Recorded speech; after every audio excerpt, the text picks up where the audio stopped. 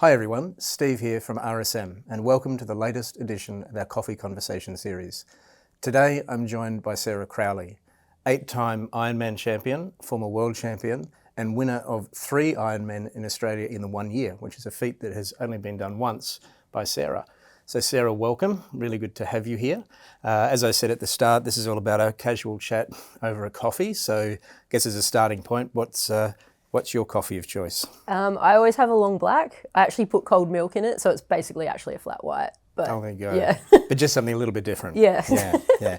Oat latte, as always, and from our friends downstairs at the Hideout. So really good to have you with me this morning, Sarah.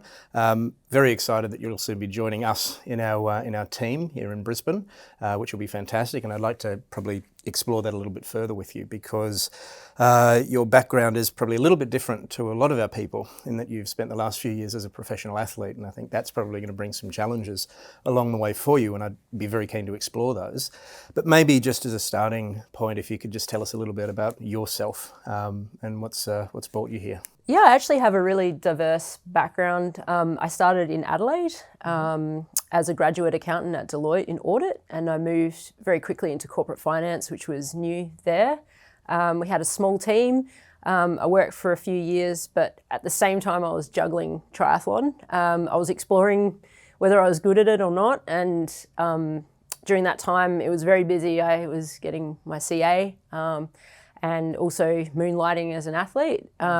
Eventually I had the opportunity to move to Queensland and be a part of the Queensland Academy of Sport, where I pursued full-time as an athlete for a while. I was actually on leave of absence for that. And after a while, in the short course triathlon, I wasn't quite at the level. And so I returned to work. And then I had maybe 5 or 6 more years jockeying between working in corporate finance and actually taking an in-house role in General Electric after a post-merger integration. And then, I got to the point where I was sort of achieving so much in triathlon on the side again that I really wanted to pursue long course triathlon. And so I took another leave of absence and went off and very quickly addressed the issue that was causing me to be held back in triathlon before, which was my swim. And it was almost an immediate improvement in results. And in the first year off, I sort of won the European Championship. I was 3rd in the world in Ironman. I won a world title. I was in long course triathlon and won the Asia Pacific Championship. So from then on, it was not looking back. And I gave up all safety net in that time as well. I didn't renew my CA in that period, which, I think sometimes you need to do that to be able to pursue excellence. And now it's come full. I swore I was like, I'm never going to be an accountant again. And while you're riding this high of being a successful athlete, you never see the end of it.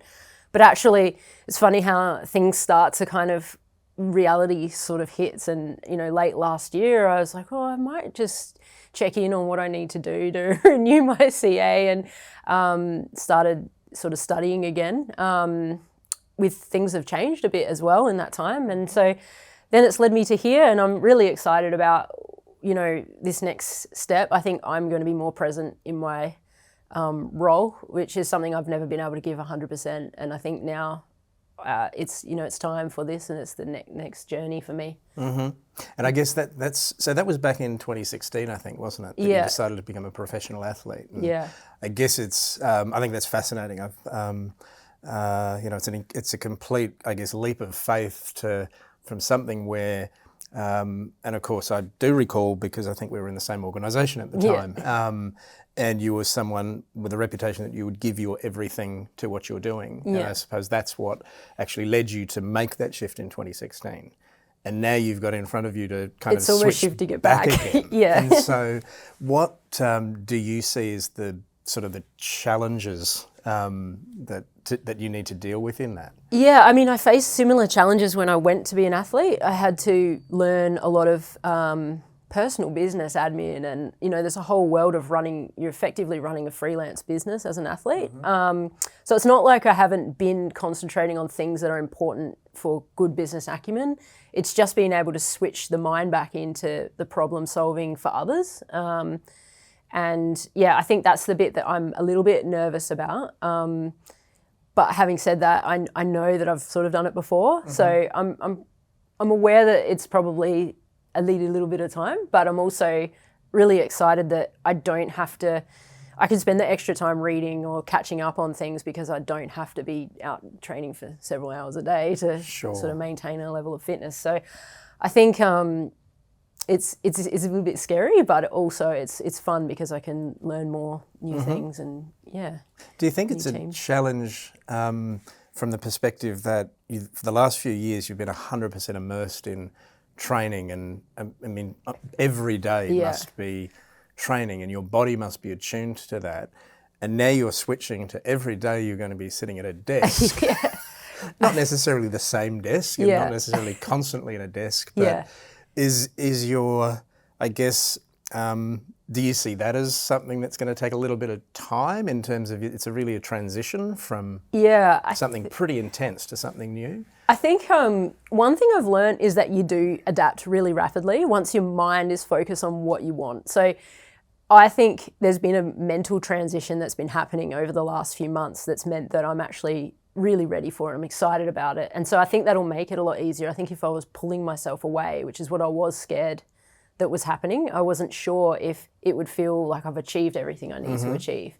But after the last few months and the fact that you guys have been RSM has been so helpful in offering a solution for how it could look. And, you know, I can see a career path and I see the next steps. It's probably made that piece, the mental piece is coming around. Yeah. Physically though, my body is used to training 3 times a day. And so I'm interested to see what perhaps happens with that. But obviously we're, you know, going to start this nice and easy process of, you know, a few days a week to start with. And I think that's going to hopefully kind of, you know, switch it in. And once I'm teeth into something, I'm the sort of person that loves to pursue all angles and get really to the bottom of something. And I think it will become my full focus. But yeah, it is a transition.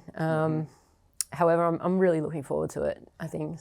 Awesome. And what are the things you see in terms of having spent that time as a professional athlete and the dedication and the single-mindedness, I guess, to the task at hand and what you needed to achieve, translating into the workplace in kind of like a positive sense? Do you see that as well, that your experience as a professional athlete will convert into, you know, being able to deliver back into the profession again, the accounting profession and the advisory profession? Do you see that as an advantage? Oh, absolutely. I think one thing I found that to pursue athletic excellence, as pursuing athletics and pursuing it at an excellent level requires so much attention to detail and so much broad mindset of your team. And for example, I would have an aerodynamics specialist. I would have, you know, I've got a creative marketing team. I've got a brand. You've got lawyers that work on all your visas. It's like you have to make sure that everything works together. And I think having that overarching mindset of, which is not dissimilar to a small business, a medium-sized business trying to grow or trying to excel, that they have that team behind them that fits and helps them pursue the excellence. And so I think having that now no stone unturned approach to things is something that I can then bring across. And, you know, maybe it's a different perspective on something that perhaps is overlooked, that maybe I'll think about because I've trying to get every last little bit out of myself. So I think that's definitely a positive that I'll bring across. Yeah. Excellent. And can I just, I guess one last thing is, what's kind of the proudest moment you've had over the last sort of few years as a professional athlete? There's probably a whole lot of them, but is there one that you can kind of think of that really stands out for you? Yeah, I think it's actually not around the performances often. I think being able to unlock my swim to be able to be successful as a middle-aged person, which is challenging. It's not like I was swimming well as a young kid or have changed it early.